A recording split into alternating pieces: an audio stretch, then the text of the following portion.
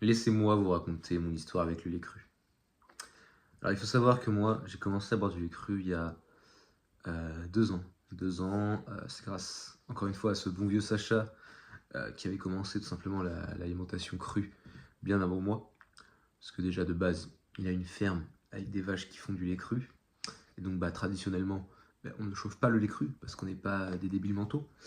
Mais sans parler de ça, voilà, il m'avait conseillé le lait cru parce que c'est une masterclass. Et au marché des Jacobins, au Mans, il y a une dame qui s'appelle Marilyn qui fait du lait cru de race Primolstein. Donc la race Primolstein, bon, c'est pas la meilleure race pour du lait, mais bon, ça reste du lait cru, ça reste très très bon pour la santé. Et clairement, même si j'avais une alimentation à côté qui n'était pas terrible, voilà, je mangeais de la viande cuite, je mangeais des œufs cuits, des céréales, etc. Beaucoup trop de fruits. Euh, et voilà.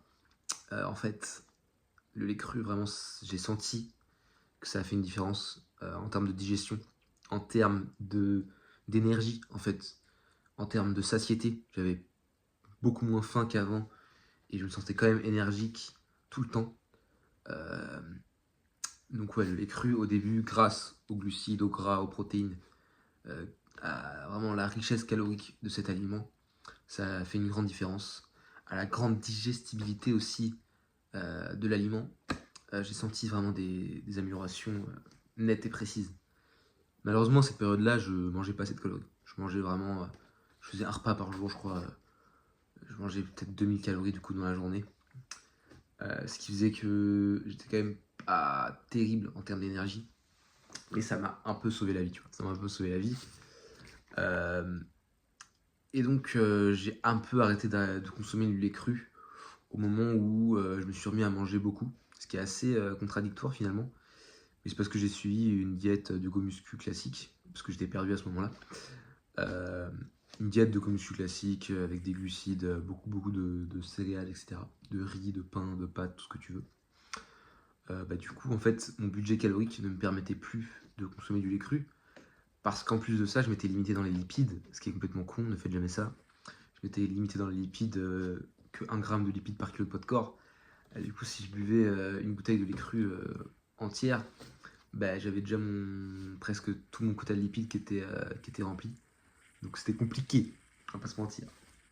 Donc cette période-là a été compliquée, je suis descendu à 66 kg pour 1m82. Clairement, une grosse erreur. Grosse erreur, on va pas se mentir. Ceci dit, j'ai remonté à la pente. J'ai fait un petit stage chez Sacha qui m'a permis de reprendre du poil de la bête. Et après ce stage-là, quand je dis stage, c'est juste, je suis passé une semaine chez lui et j'ai mangé comme un gros porc. J'ai commencé à manger plus cru et j'ai repris le lait cru. J'ai repris le lait cru de cette Marilyn, encore une fois, qui est très bon d'ailleurs. Moi j'aime bien ce lait. Après, bon, c'est pas le meilleur que j'ai goûté, mais forcément, c'est de la Primolstein. C'est une race très très récente dans notre histoire évolutive.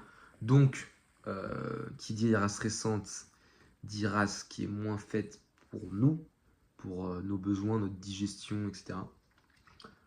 C'est une race aussi qui a beaucoup moins de gras, de matière grasse que d'autres races, par exemple comme la vache jersiaise ou la froment du Léon, ou la pie-noire bretonne, ou même la normande. Voilà, c'est une race qui est vraiment très très pauvre en gras malgré tout. Mais j'ai continué à boire ce lait-là. En plus, par contre, de manger en parallèle des œufs crus, de la viande crue, etc. Et là, c'était clairement une masterclass. J'ai pris pas mal de poids en l'espace de quelques mois.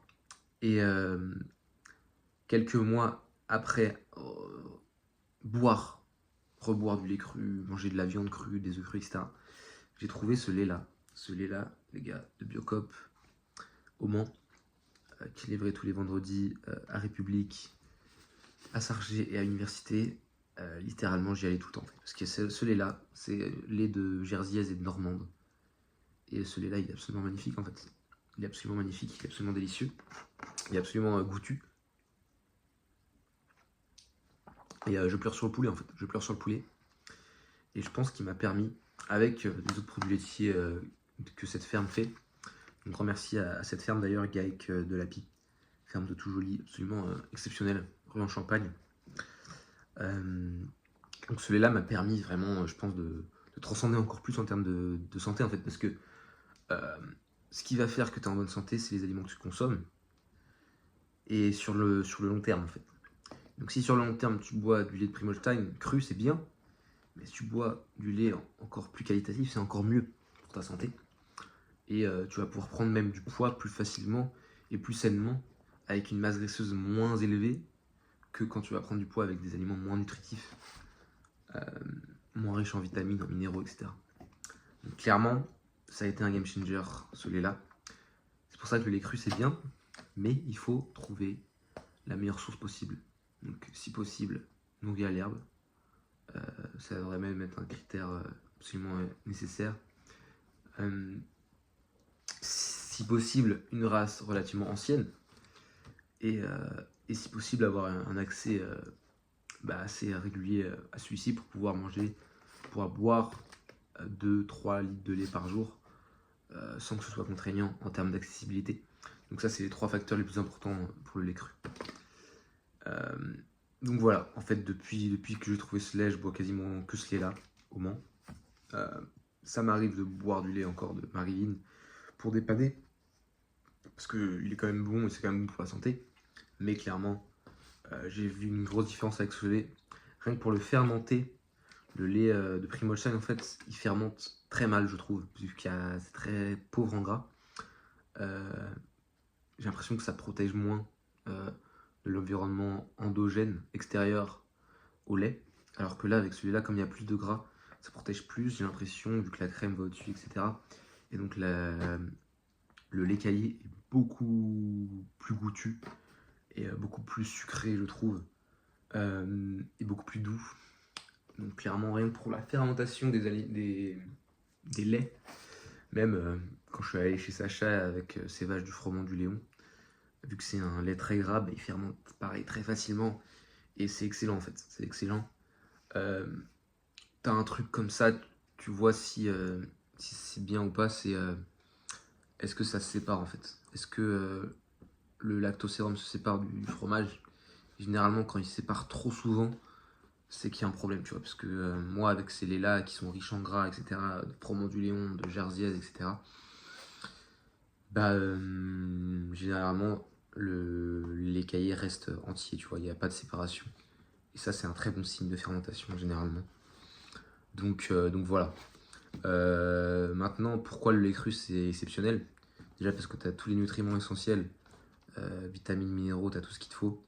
Alors les ratios sont pas aussi idéaux que dans de la viande, mais bon, c'est pas très grave parce que dans tous les cas, ton corps va réussir à dégager l'excès de certains minéraux ou l'excès de certaines vitamines ou alors, enfin, il va compenser en fait le ratio, il n'y a pas de souci là-dessus.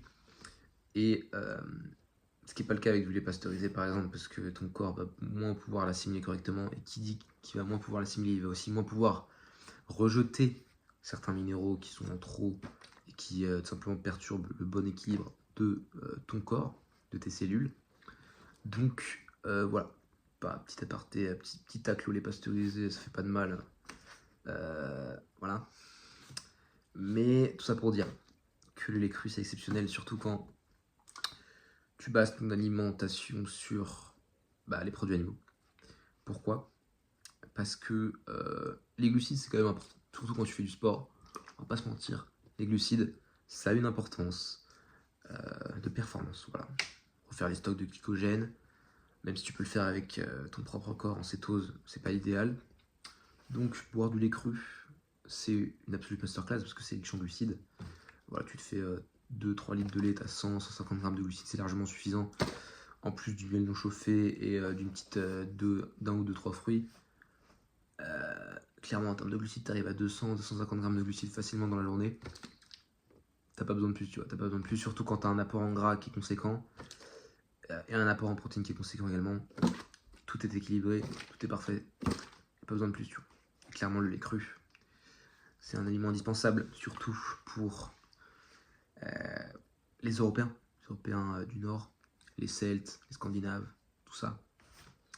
Les Yann Maya, nos ancêtres, buvaient énormément de lait de jument notamment. Bon, nous c'est du lait de vache, mais ça remplit la même fonction. Et on est fait pour boire en fait. On est fait, surtout nous les Européens du Nord, à boire et à simplement avoir un apport calorique conséquent grâce à ça. Clairement, euh, tu vois, c'est juste magnifique. C'est juste magnifique. Et on est fait pour ça. On est fait pour ça, il n'y a pas de souci. Il n'y a pas de souci, tu vois, tu peux en boire. Alors après, il y a quelques règles, voilà, ne pas chug, ne pas tout boire d'un coup le lait, sinon c'est pas terrible, tu vois, parce que dans le lait, quand il sort de l'animal, c'est, tu peux que siroter, parce que c'est le trégon d'une vache, tu vois. Voilà, petit à petit, tu le bois à température ambiante, tu le fais fermenter pour bien le digérer correctement. Mais si tu fais tout ça, tu n'auras pas de soucis, et tu seras en bonne santé, en excellente santé grâce au lait cru, clairement. En fait, la Primal Diet d'Ajonus, tu pourrais boire que du lait et du beurre, et en fait, ça suffirait presque, enfin, on va pas se mentir. Ok, la viande, les œufs, c'est très important, mais la base de la diète, c'est les produits laitiers pour simplement prendre du poids et être en bonne santé en fait. Donc voilà, c'est tout ce que j'avais à dire pour cette vidéo. Abonne-toi, rejoins ma communauté school pour transcender en termes de vitalité et un suivi personnalisé qui t'attend là-bas avec des appels vidéo, un soutien mental tous les jours, etc. si tu as des questions. On se dit à la prochaine pour une nouvelle vidéo. Prends soin de ta santé. J'ai pas mon micro parce qu'il est cassé, ça m'embête un petit peu, on va se mentir. Mais je vais continuer les vidéos, c'est pas grave. On fait avec, c'est avec le téléphone, bon, c'est comme ça. J'espère que ça t'a plu quand même. Et salut, à la prochaine.